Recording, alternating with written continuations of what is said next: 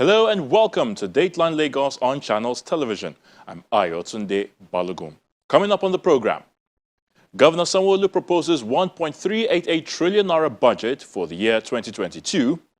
Governor Sanwo-Olu commissions 480 housing units in Ibeshe, Ikorodu, and Lagos marks 2021 Asha Day.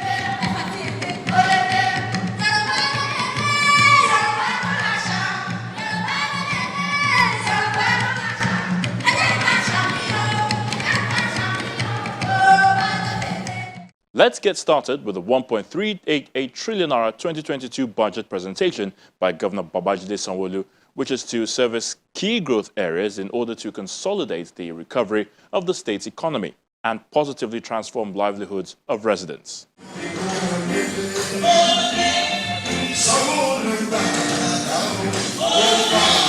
Governor Babajide Sanwo-Olu makes his way into the Lagos State House of Assembly to present the 2022 appropriation bill.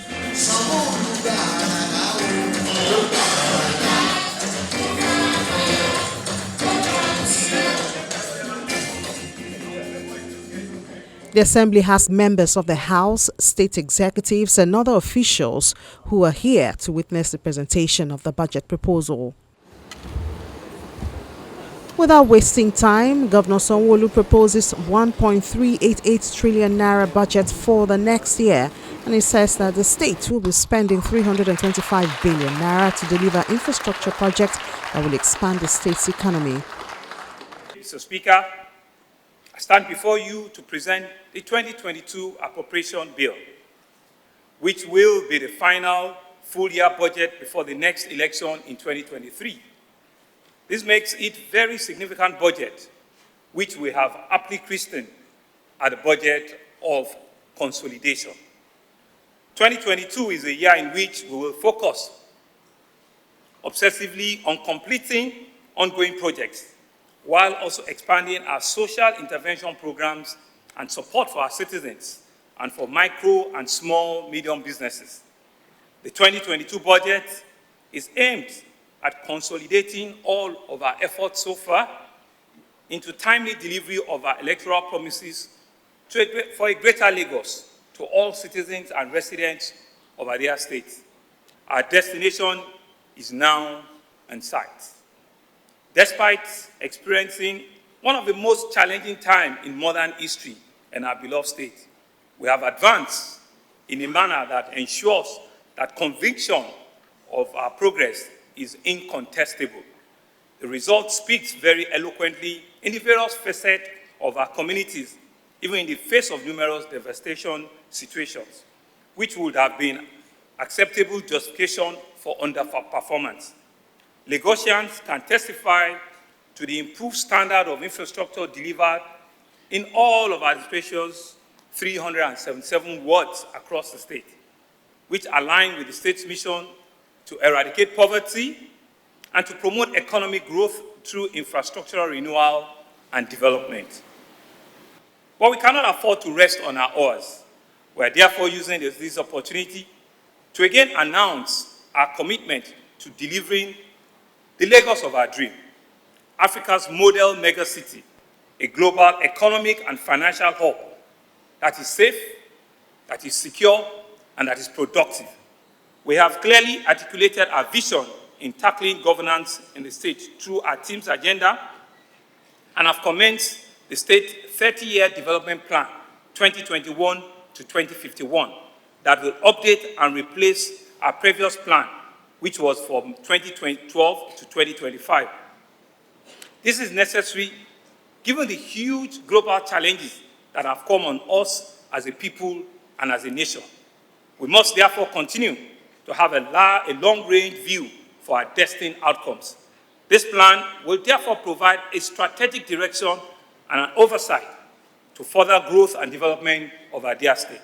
He highlights that the state will be earmarking on an aggregate of 137.64 billion naira, representing 9.90% of the 2022 budget for the funding of green investment in environment, social protection, housing, and community amenities.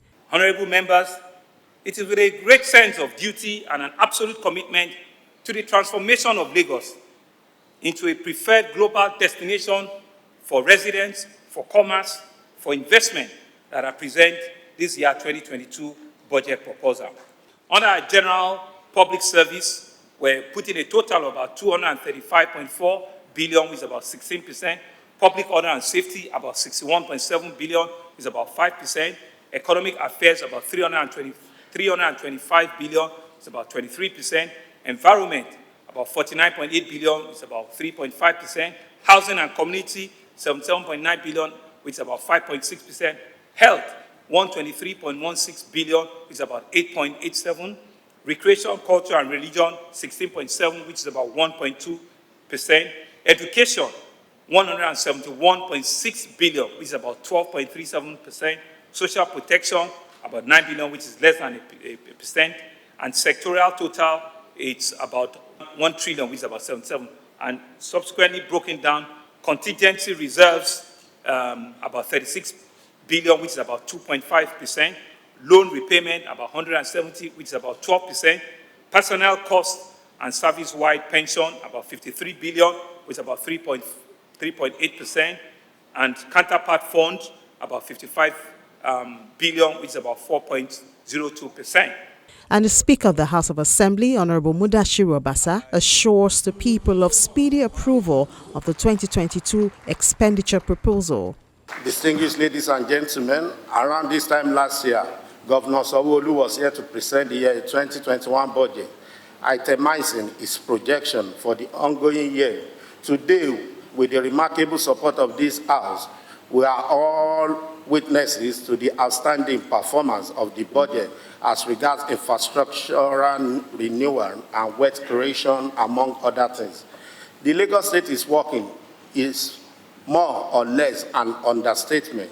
That notwithstanding, we need to look inward and devise more methods of improving our internally generated revenue beyond the sources identified so far.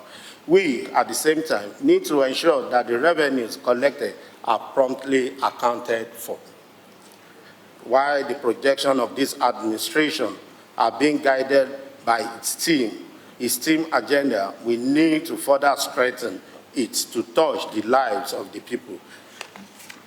Despite the numerous infrastructural development going on in the state, the impact is not yet fully getting to all and sundry as it should be. For instance, the traffic issue in the state has become intractable, such that we cannot but look for a holistic approach for solution.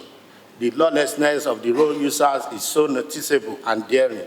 Of course, we need to focus more on implementation of the law that addresses this ugly situation. It is a known fact that Lagos State has the highest foreign debt, of course.